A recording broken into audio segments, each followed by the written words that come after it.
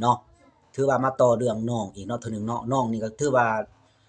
เหตุการณ์ที่เกิดขึ้นนี่ก็ถือว่าอยู่เวียงจันทน์เนาะแต่ว่ามีคนถามมาว่าเรื่องจริงบ่เนาะแม่นเรื่องจริงเด้อเรื่องจริงเนาะ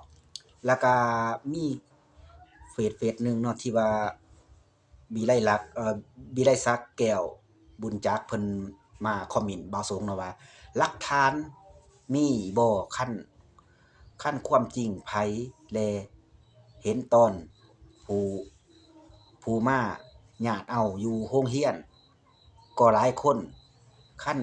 แม่นความจริงผู้ปกครองต้องไล่เอิ้นเจ้าหน้าที่ดำเนินคดีผู้ขายเลยตินี่นั่นน่ะเนาะประมาณนี้ล่ะเนาะแต่ว่าอ่าหลักฐานหั้นหลักฐานกล้องวงจรปิดมันบ่มีพี่น้องเด้ออยู่ที่โรงเรียนน่ะมันบ่มีบ่แม่นอยู่ที่โรงเรียนหรอกเนาะอยู่ที่น้องไปซื้อมันบ่มีกล้องวงจรเนาะมันบ่มีกล้องวงจรแต่ว่าแต่ว่าคันว่าเว้าเรื่องคอมตัวนี้นี่อ่าไปหากวดเบิ่งอยู่ที่ธนาคารคือสิได้เนาะไปกวดอยู่ที่ธนาคารคือสิได้เนาะเป็นแต่อีต้นน้องได้เป็นแต่อีต้นน้องเป็นคนที่ว่าซื่อบื้อซื่อบี้หั้นนะแบบบ่จักอิหยังหั้นนะที่จริงแล้วน้องหากก็ถือเลขตอนนี้ก็ยังงงอยู่แหละว่าถือเลขหลายปานใดยังงงนั่นแหละมันสั่นน่ะนะแบบมันก็บ่คิดส่ำนะข้อยย้านน้องบ่คิดซ้ำว่าถือเลขได้เงินหลายหั้นน่ะบ่คิดซ้ำของแนวแบบว่าเห็นเงินอยู่นำทางแล้วก็ไปซื้อเลขโลดไปซื้อเลขน้องเป็นคนที่ว่าบ่แม่นสิว่ามักซื้อเลขดอกน้องเขาบางคนน่ะที่ว่าเห็นเขาซื้อเลขไปแล้วก็เห็นเขาถือน่ะก็เลยอยากซื้อไปน่ะที่จริงแล้วน้องบ่จักดอกแบบใบแสนมันแพงส่ำใดก็ได้ซื้อไปซะก็ได้ซื้อไปเนาะอันนี้ก็คือเรื่องจริงเนาะเรื่องจริงอ่า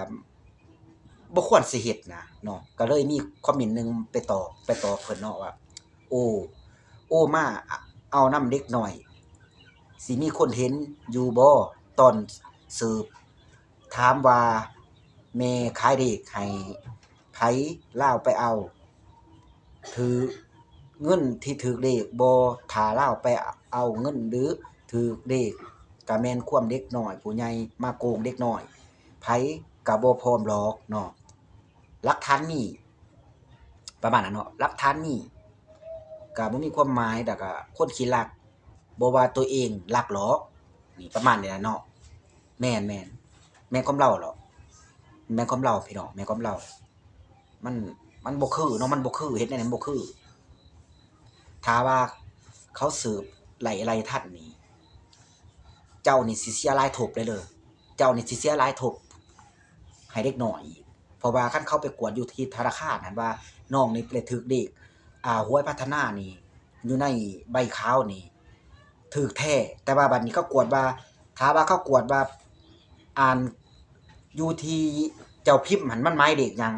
แล้วก็แม่เลขมันแม่นแม่เลขหยังนี่เจ้าสิเสียหลายพี่น้องแม่นบ่ทุกคนว่าแนวใดกับเรื่องนี้ว่า